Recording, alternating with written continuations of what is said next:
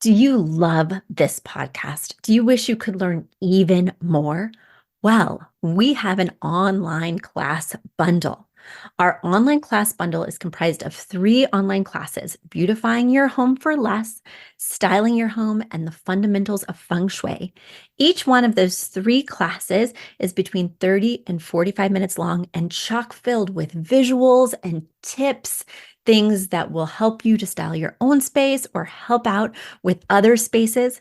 Additionally, with the pack of 3 classes, you get an autographed copy of my book, Affordable Interior Design. You get all of that for only $99. Once again, that's the 3 online classes as well as the book for only $99. You just go to affordableinteriordesign.com/classes. Once again, affordableinteriordesign.com/classes to buy your bundle today. And if one of those classes sounded intriguing, but maybe you already have my book or some of the other topics are not of interest, you can buy the classes individually at that site as well. Each class is $40. So head over to affordableinteriordesign.com/classes to get your bundle or your online class today.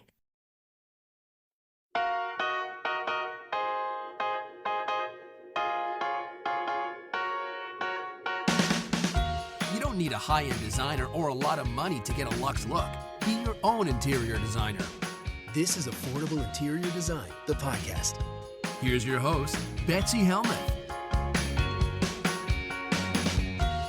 'Tis the season for my seasonal depression to set in. I get so sad after Labor Day. It starts to get chilly. I have to look for my jacket.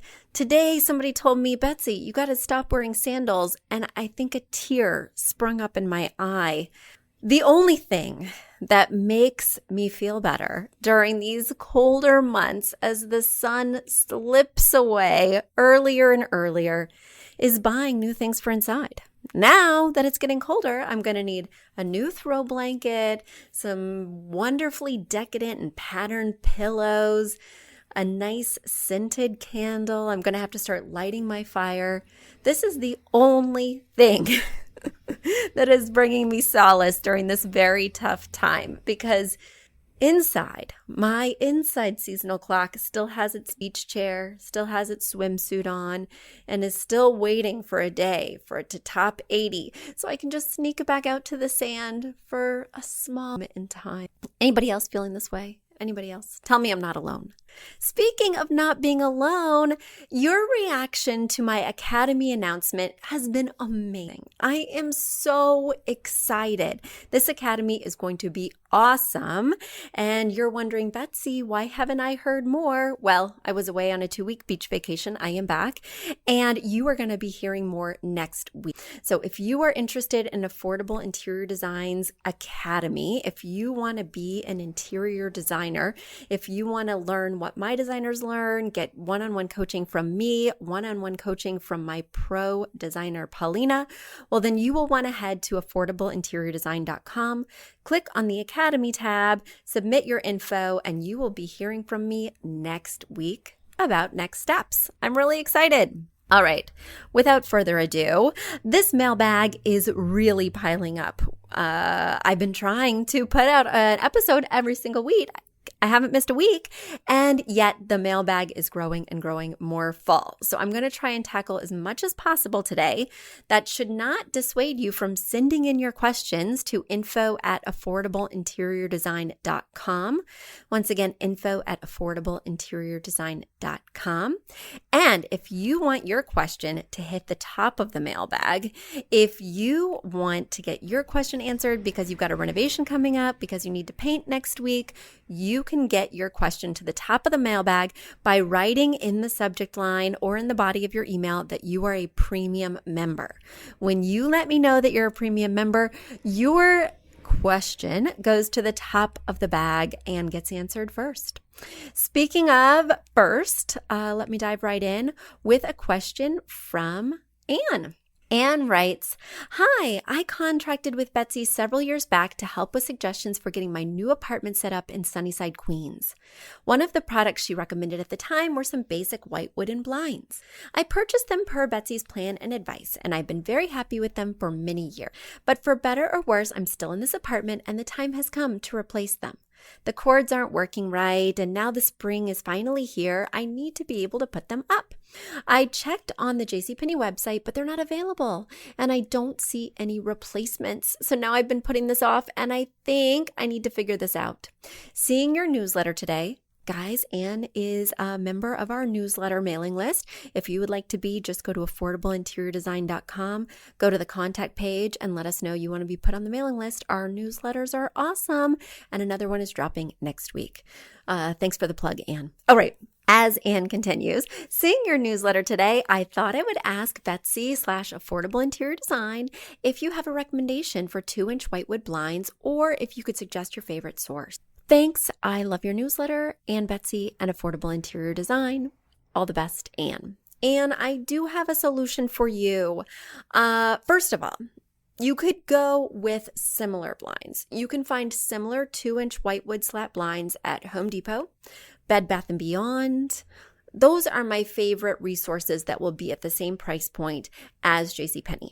If you've decided you're going to stay in this space a long time, you may want to invest in a more customized option. You might look at blinds.com. You might even check a vendor who will come and measure for you and even install for you something like Blinds to Go or Smith & Noble. Of course, that's going to be more expensive, but they're definitely going to have that same option, and it might last longer if you plan on staying longer than you'd initially thought. All right, my next question comes from Rita.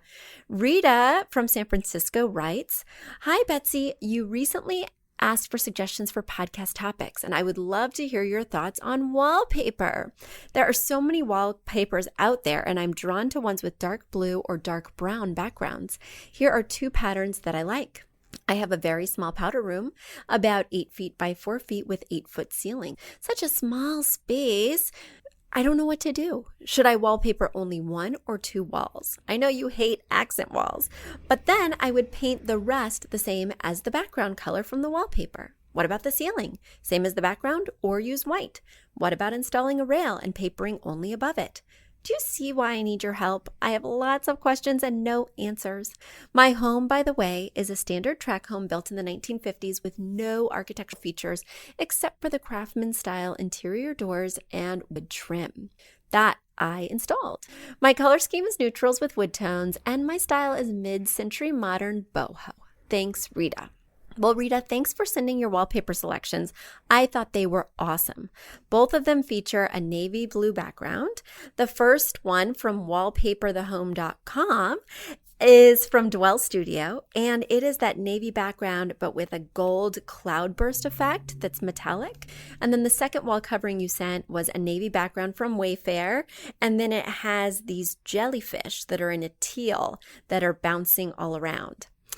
All right, here we go. Here are some thoughts. My first thought when wallpapering a bathroom is that you need to make sure that the wallpaper that you choose is right for a bathroom. You want something that the moisture will not impact. Oftentimes in the description, it will say right for a bathroom or kitchen, right for high humidity areas, even commercial grade. These are things we want to look for if they're going in a bathroom. Otherwise, you might experience peeling. Otherwise, when the paper gets damp, it may make the colors run. These are important things to think about, and you'll want to check the details on each of these wallpapers to make sure that they're suitable for a bathroom. The other thing that you mentioned is that you're thinking about only doing 2 walls. Well, you already know what I think about that. In such a small space, why would you have an accent wall, or even worse, accent walls? The only thing worse than 1 accent wall is 2 of them. It's really going to look like you ran out of wallpaper. What are you thinking? Do the whole bathroom. And by whole bathroom, I mean the walls. I would leave the ceiling white. I would not paint it the same color as the background, even though that stark stark white will really contrast with the navy wallpaper. I think it will add some freshness and make it not feel too heavy. Additionally, you might have a light fixture up there, and you could choose something like a flush mount or a semi-flush that really has a lot of presence. So that white would not only draw your eye up, it would draw your eye up towards a beautiful light fixture. I also love in small spaces to have big patterns. Sometimes in small spaces, people go for tiny patterns and it can feel frenetic, whereas a big pattern can feel like a bold choice. I think both of these patterns are really appropriately scaled for that small room, and I think they're both really exciting, and I think that is a great choice for a powder room. You can take a risk. You can do something a little extreme.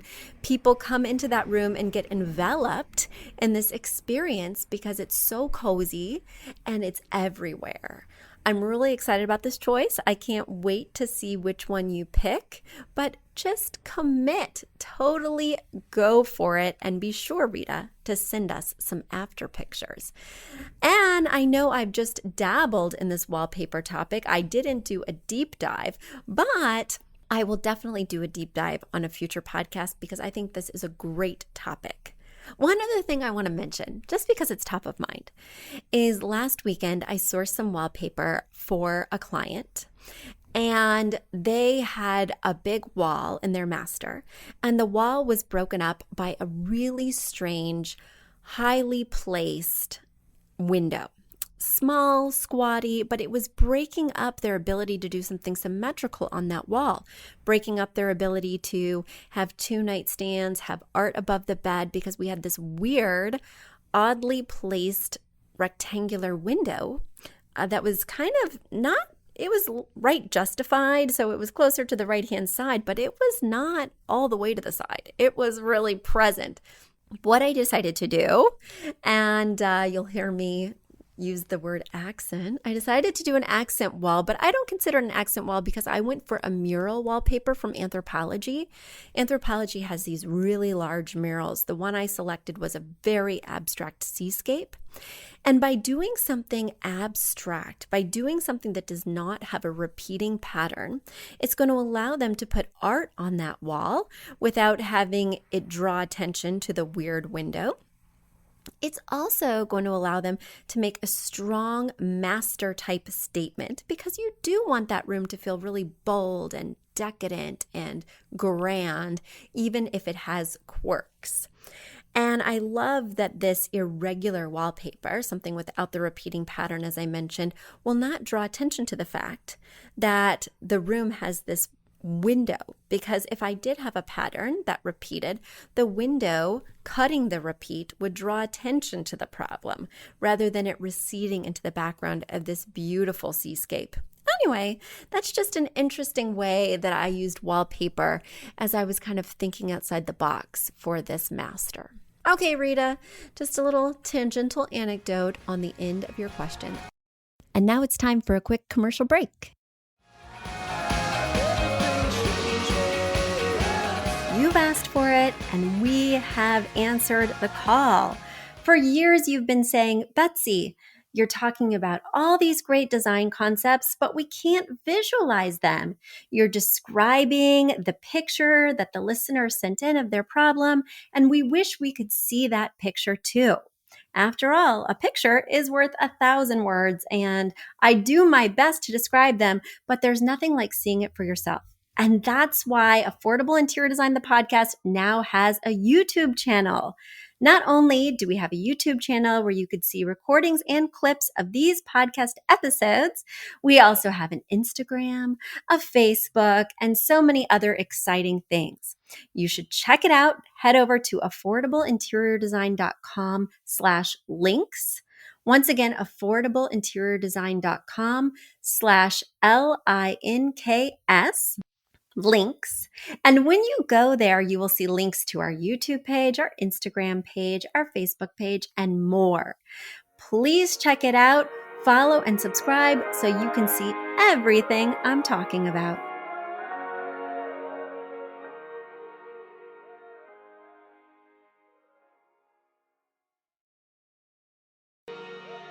This This next question comes from Kathy. Kathy writes, "Help! My daughter is making major design mistakes." Hi, Betsy.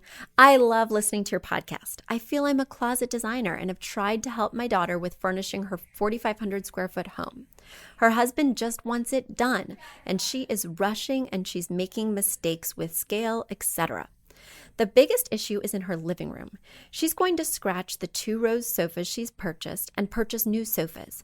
She likes a modern glam look.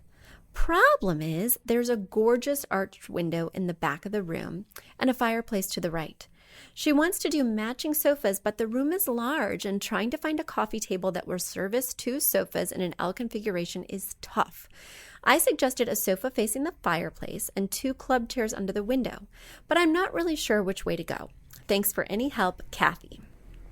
Kathy, I can only visualize this in my mind's eye because I don't have a picture, which is fine, but I'm wondering about her needs. If she likes modern and glam, that tends to be more feminine. The furniture tends to be lighter and less chunky, which might be a reason why you would not do a sectional. However, if she has a large family, if she loves to entertain, you might think of a sectional with legs because then she can get that meaty seating and you can find a coffee table that will easily service a sectional.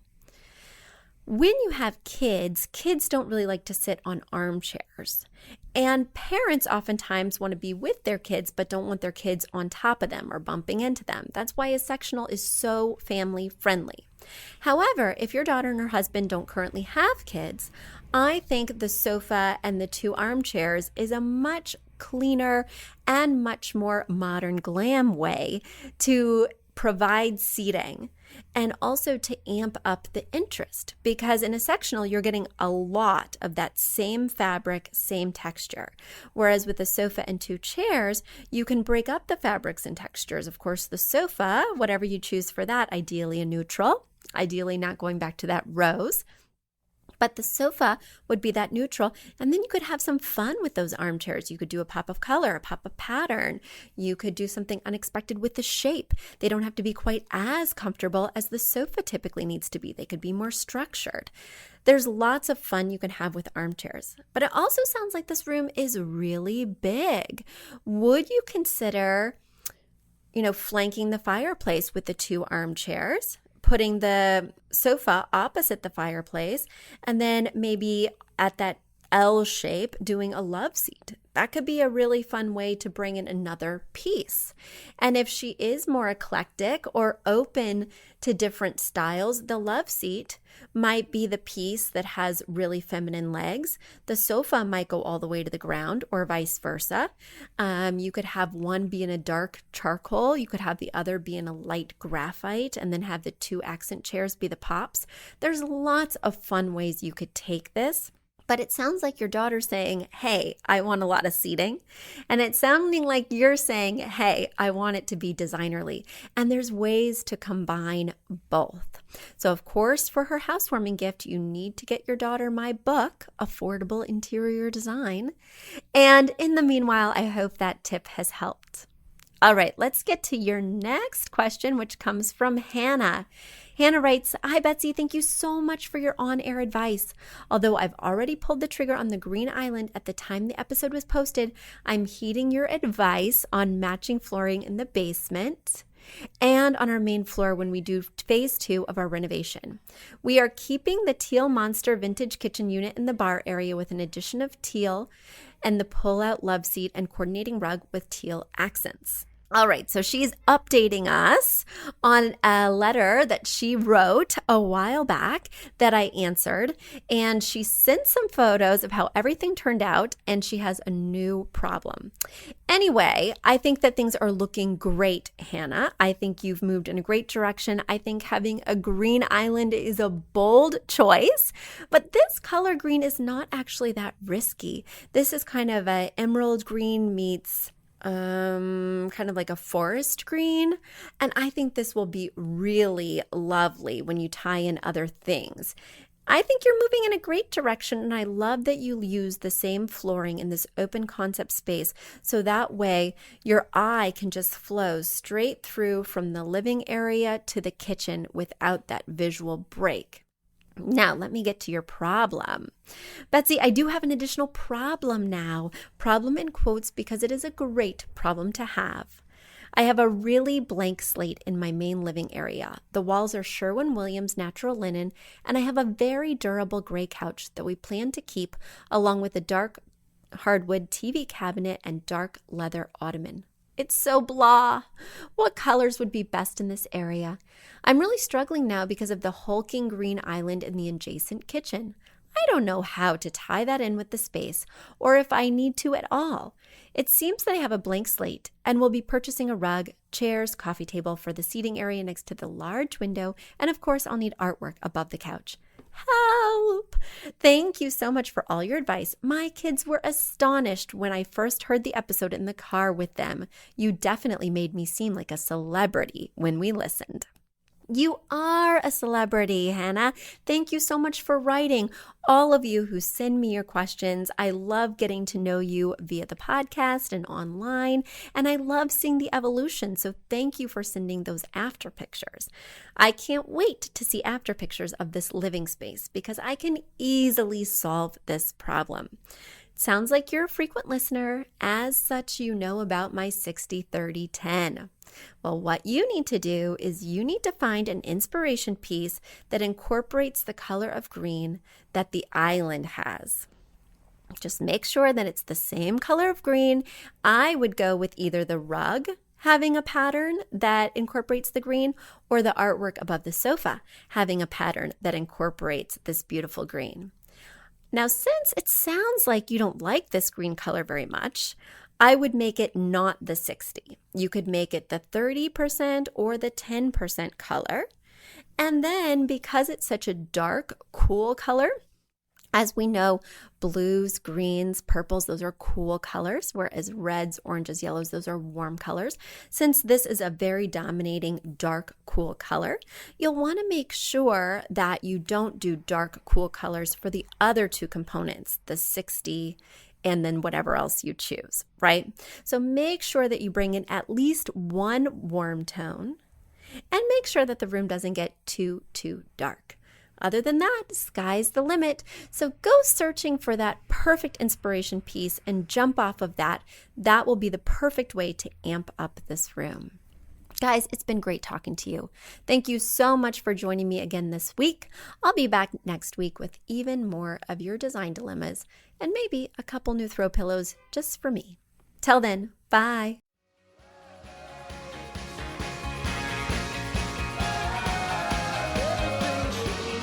Are you a fan of this podcast? Do you wish there was even more juicy content for you to sink your ears into? Well, there is.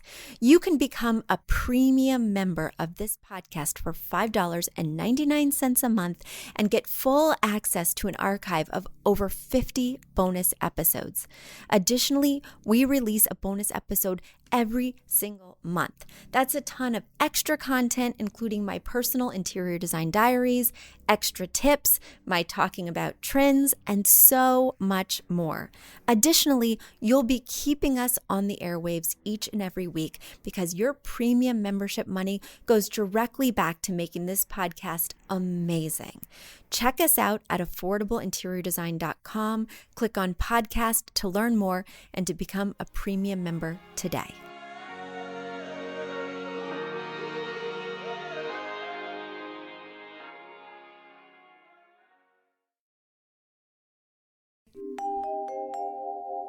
A big thank you to our amazing producer, Catherine Heller, to Aton and the MVCR House Band, and to Affordable Interior Design, the sponsor of this podcast and the premier place to get an amazing look on a budget. Check out affordableinteriordesign.com. If you guys love the show, the very best way to support us is by spreading the word. Tell your friends or write us an awesome review on iTunes. So until next week, guys, thanks so much for joining us, and I'll talk to you soon. Bye.